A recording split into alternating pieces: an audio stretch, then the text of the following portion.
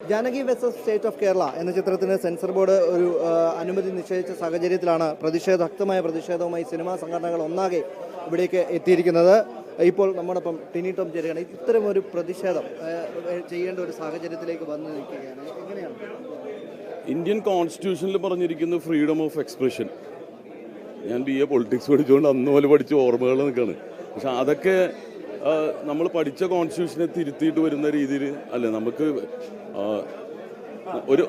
ഒരു ക്രിയേറ്റിവിറ്റീനെ അല്ല ഒരാളൊരു പ്രതിമ ഉണ്ടാക്കുമ്പോൾ കൈ ഇങ്ങനെ ഇരിക്കാൻ പാടില്ല, കൈ ഇങ്ങനെ വരാൻ പാടില്ല എന്ന് പറയുമ്പോൾ അദ്ദേഹത്തിൻ്റെ ക്രിയേറ്റിവിറ്റീനാണ്, ഒരു ശില്പിയുടെ ക്രിയേറ്റിവിറ്റീനാണ് ബാധിക്കുന്നത്.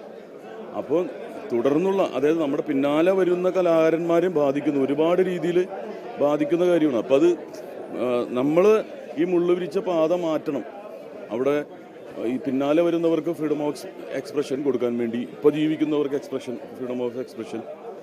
അപ്പം അതിന് വേണ്ടിയിട്ട് തന്നെയാണ്. അപ്പോൾ അതിനൊരു കൂട്ടായ്മ ഫിലിം ഫ്രട്ടേണിറ്റി ഒരുമിച്ച് ചേരുമ്പോൾ കേരളം ഒന്നായിട്ട് ഈ വക പൊളിറ്റിക്കൽ കറക്റ്റ്നെസ്സിൻ്റെ കൂടെ നമുക്ക് നിൽക്കാൻ സാധിക്കില്ല.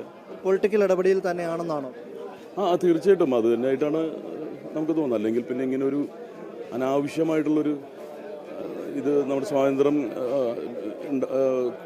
ആദ്യം സെൻസർ ബോർഡ് ഇതിന് അനുമതി നൽകുകയും പിന്നീട് അത് തടയപ്പെടുകയും ചെയ്യുന്ന ഒരു സാഹചര്യമായിരുന്നു.